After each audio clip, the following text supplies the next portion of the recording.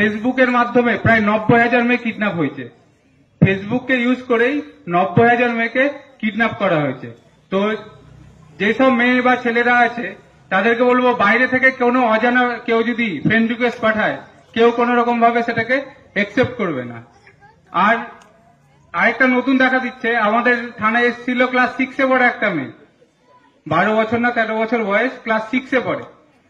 মেয়েটার মায়ের মোবাইলে ইনস্টাগ্রাম করে। ইনস্টাগ্রাম শুনেছেন, বাচ্চারা ছোটরা করে, বড়রা অনেকে শোনেনি, ইনস্টাগ্রাম করে। মেয়েটাকে একটা অ্যাকাউন্ট থেকে ফ্রেন্ড রিকোয়েস্ট এসছে, নাম বান্ধবীর নাম করে একটা রিকোয়েস্ট এসছে, বন্ধু এসছে। এবার সেটাকে কি করেছে, একসেপ্ট করেছে, যে আমার বান্ধবী তো আমাকে ফ্রেন্ড রিকোয়েস্ট পাঠিয়েছে, আমি এটা একসেপ্ট করি। দিয়ে বান্ধবীর সাথে কথা বলছে, দিয়ে কিছুক্ষণ পর ভিডিও কল করেছে। তো মেয়েটা ভিডিও কল ধরেছে, যে বান্ধবী আমাকে ভিডিও কল করছে, আমি ভিডিও কলটা ধরি। যখনই ভিডিও কলটা করেছে, আমি যদি ভিডিও কল ধরি, আমার এদিকে আমার মুখ, অন্যদিকে কার মুখ থাকবে, অন্যজনের মুখ। সেদিকে কি দেখা গেছে, একটা ছেলে উলঙ্গ অবস্থায় দাঁড়িয়ে আছে। সেটাকে কি করেছে, 10 সেকেন্ডের জন্য সেই স্ক্রিন রেকর্ড করে নিয়েছে, দিয়ে সেটাকে ফেসবুকে ছাড়ছে। দিয়ে মেয়ের মা বাবার কাছে দাবি করছে, এটা আমি আবার ছেড়ে দেবো, আরো ভাইরাল করব, যদি আমাকে 20,000 বা 30,000 টাকা না দেন। তো বাচ্চাদের হাতে বলে না যে মোবাইল দিতে হয় না, তো কিছু কারণের জন্য বলছি বাচ্চারা এগুলো বোঝে না। ক্লাস 6-এ পড়ে মেয়ে কি বুঝবে, অতটা বোঝার ক্ষমতা নেই। যে 10 সেকেন্ডে যদি ভিডিও হয়ে যায়, মুখটা যদি এদিকে থাকে, অন্যদিকে যদি কোনো একটা বাজে ছবি থাকে, সেটা তো সবারই সম্মাননীয় হয়, সে ছোট হোক বা বড়।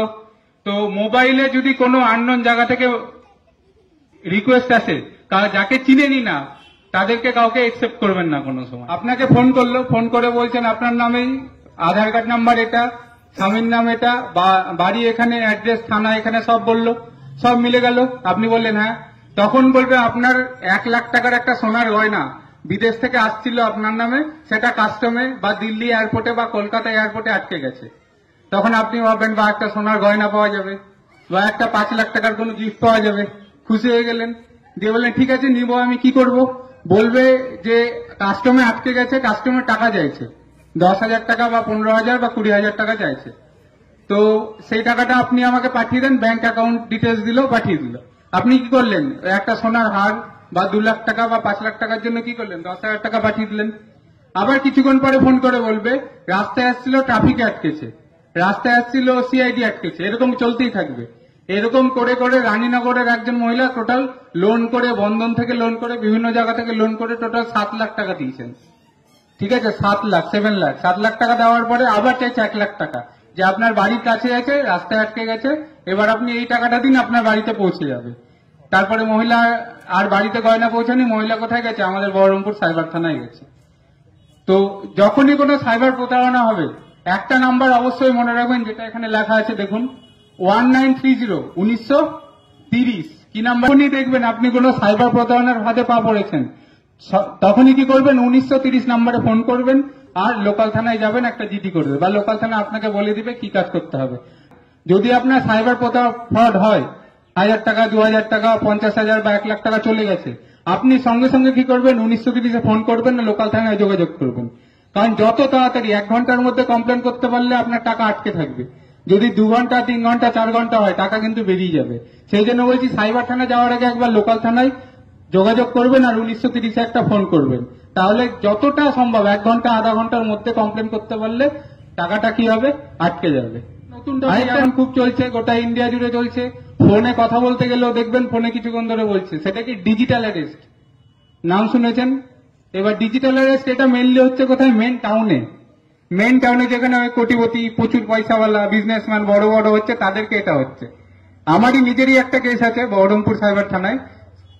একজন স্কুল টিচার রিটায়ার্ড হয়েছে জাস্ট, ওনাকে ফোন করেছে, ফোন করে বলছে আপনার আধার নাম্বার এটা, আপনার ফোন নাম্বার এটা, আপনার 15টা ব্যাংক অ্যাকাউন্ট আছে। বলেছে হ্যাঁ, ওই ব্যক্তির 15টা ব্যাংক অ্যাকাউন্ট আছে। উনি আমাকে লিস্ট এনে দেখাচ্ছেন যে ওনার 15টা ব্যাংক অ্যাকাউন্ট। আমি লোককে জিজ্ঞেস করছি এত ব্যাংক অ্যাকাউন্ট কি কারণে। এবার ফোন করে বলছেন আমি দিল্লি সাইবার ক্রাইম থেকে বলছি, আপনার যে 15টা অ্যাকাউন্ট আছে এগুলো তো সব ব্ল্যাক মানি আছে। 15টা অ্যাকাউন্টে প্রায় 1.5 কোটি টাকা ছিল ওই লোকের।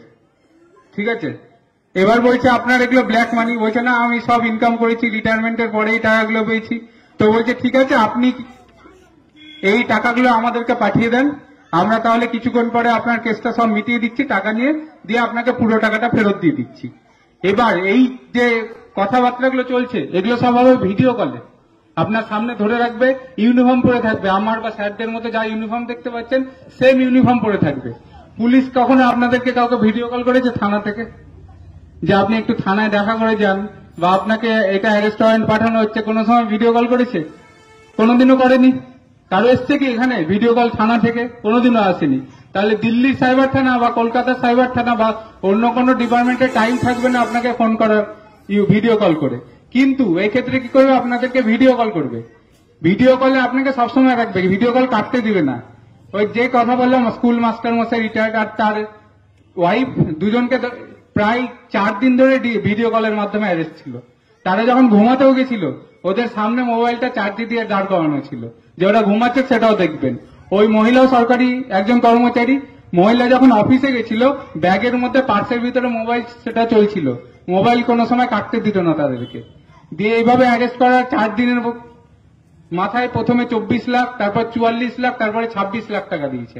টোটাল 90 লাখ টাকা দেওয়ার পরেও ভিডিও কলে কথা বলছে। দিয়ে সেই মুহূর্তে আমাদের সাইবার থানায় দৌড়ে এসছে, দিয়ে আমাকে বলছে স্যার এই যে পুলিশ থেকে থানা থেকে ফোন করছে। আমি দেখছি হ্যাঁ ইউনিফর্ম পরে একজন আছে, সঙ্গে সঙ্গে সেটা কেটে দিয়েছি, তারপরে সেটা কেস হয়েছে। এবার যে আমরা যে 1930 ফোন করেছি, কিন্তু তিনি 2 দিন পরে এসছে। টোটাল 90 লাখ টাকা দেওয়া কমপ্লিট, তার 2 দিন পরে আমাদের কাছে এসছে। আমাদের কাছে আর কিছু করার নেই। এবার সেটা কেস তদন্ত চলছে, তারপর সেটা টাইমের সাথে কি হবে সেটা দেখা যাবে। তো এই গ্রামের দিকে এটা কম হয়, এটা মেনলি বড় বড় শহরে। দিল্লিতে সবচেয়ে বড় হলো, দিল্লিতে একজন 1.5 কোটি টাকা দিয়েছে, ডিজিটাল অ্যারেস্টের শিকার হয়ে 1.5 কোটি টাকা দিয়েছে। এটা গ্রামের দিকে কম, শহরের দিকে বেশি।